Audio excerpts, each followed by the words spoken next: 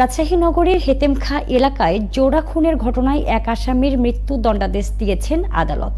মঙ্গলবার দুপুরে রাজশাহীর অতিরিক্ত মহানগর দায়রা জজ প্রথম আদালতের বিচারক মোহাম্মদ আবুল কালাম আজাদ এ রায় ঘোষণা করেন।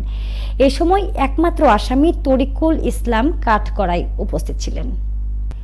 মামলা সূত্রে জানা যায়, জমিজমা সংক্রান্ত জের ধরে 2015 সালের 6 এপ্রিল নগরীর হেতেমখা এলাকার সাদিকুল ইসলাম ও তার বোন আক্তারা জাহান কল্পনাকে কুপিয়ে হত্যা করে।